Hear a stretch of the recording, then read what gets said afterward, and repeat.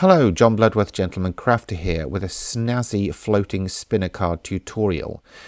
In this one I'm going to show you how to actually design and create it in CanvasWorkspace for PC, so hopefully that will get you more familiar with the software that accompanies your scan and cut.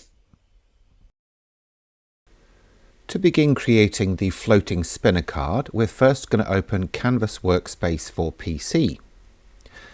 We'll close down these little windows that pop up and then we'll maximize the workspace. And then we're going to zoom into the mat.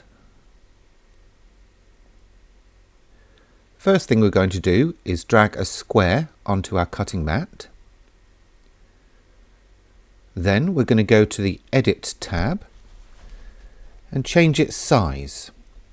We'll first turn off Maintain Aspect Ratio, and then we'll change the width to 270 millimeters and the height to 160 millimeters. And then we're going to change the position to 0x and 0y. So X is left and right, Y is up and down. Then we're going to change the name of that layer to Card, so we can easily identify it later on. We'll lock that layer for now, and we'll come back to it later. Next we're going to create the score lines, so we'll grab the path tool, we'll single click to start the line, then we'll hold down the shift key as we're dragging so we get a perfectly vertical line, and then double click at the end. Again we're going to rename that, and again we're going to change the size because I want it to match the height of the card, so that will be 160. And then I will position the first score line, because there are two, at 67.5 millimeters on the X, left and right, and 0 on the Y, so it's matching the top of the card. Then I'll give it a different color so I can separate it out later on. And then if you are going to use the scoring tool to score the fold lines, you'll set that to draw. Or if you're going to cut dashed cut lines for the fold lines, select this dash pattern that you can see there. Now I'm actually going to use the scoring tool that's available in the embossing kit or available separately. So I'm going to select that in the Layers tab, set it as a solid pattern. Then I'm going to select it again and press Ctrl C and Ctrl V on my keyboard to duplicate that. Then in the Edit tab, I'm going to position it at 135 millimeters on the X axis and 0 on the Y. So that's exactly halfway across. I'll lock those two layers again for now, just so I don't accidentally select them. Then I'm going to bring in another square and change the width to 135 millimeters and the height to 160. So this represents half of the card. Then I'm going to drag in a circle and change the size to 85 millimeters. But because it's a circle, I want to enable the Maintain Aspect Ratio lock. Then I'm going to align that vertically and group them, and then I'm going to position that at 0x and 0y. So I'm basically using that rectangle as a positioning tool for the circle. So what I'll do is go back, press Ctrl Shift G to ungroup them and delete that extra rectangle. Now that I've got the circle in position, I don't need it. I'll rename that as aperture, and then I'll use the up arrow just to move it up slightly so it's about an inch down from the top. That's 25 millimeters if you're not sure. Next I'm going to unlock the main card layer, select it,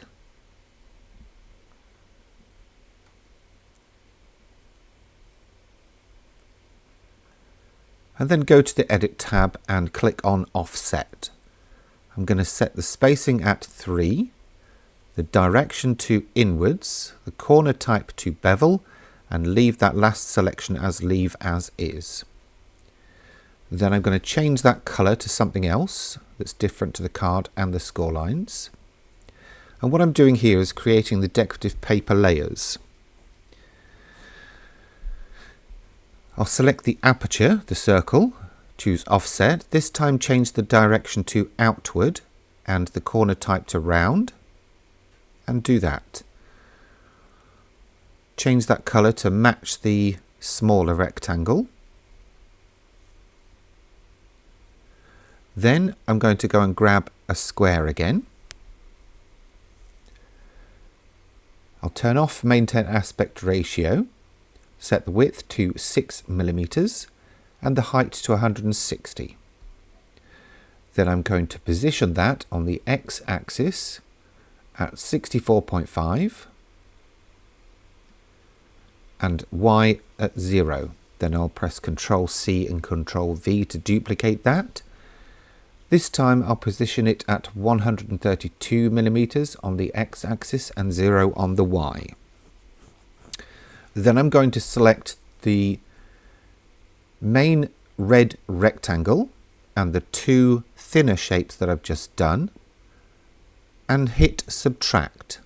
That will then punch through those to make them more in line with the sections that they'll be covering. Then I'm going to move the circular shape to the top using the keyboard shortcut you saw on screen. Select the previous layers plus the circle and hit subtract. So that now has paper layers for each of those three sections. I'll call those matte.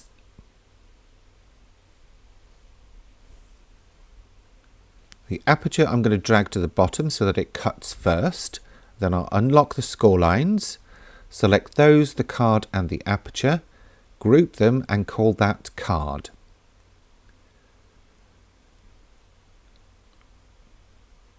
Then I'm going to move it within the red dashed cutting area. Otherwise, if we try and send it over now, it will give us an error message. And then I'm going to lock those two layers. I'm going to bring in another circle and change it to 65mm. Then I'll copy and paste it with Ctrl C and Ctrl V, align them horizontally and just move them to the top.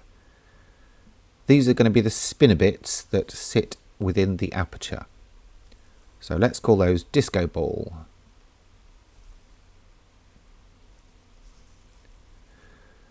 Now, at this point you might want to save this project, so either click Save or Save As. This is just saving it as a CanvasWorkspace project file. What we're then going to do is lock and hide everything that we don't want to send over. So I just want to send the card at this point. So that should be the only thing visible and unlocked. This warning message is just telling me that the stuff that's locked and hidden won't be sent over. That's fine. You'll then choose whichever method you normally do to send this over to your scan and cut machine and cut that from cardstock. Then come back and change this so that just the matte is visible. Export this again using exactly the same method you normally do and cut that from your patterned paper. And then finally the disco ball layer we're going to send over and cut from foiled cardstock.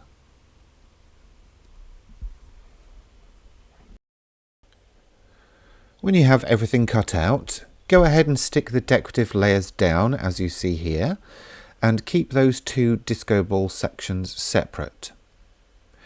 Now you've got a valley fold in the middle and a mountain fold to the left, and then when it comes to hanging the disco ball, I'm just using a polyester thread, just something nice thin. You could use fishing line, cotton thread, doesn't really matter, just as long as it's nice and thin.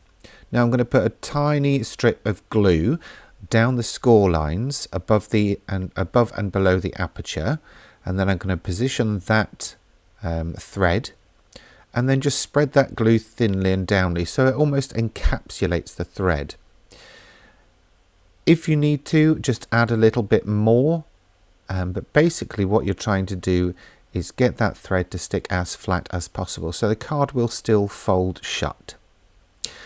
Leave it to fully cure and then trim off the ends.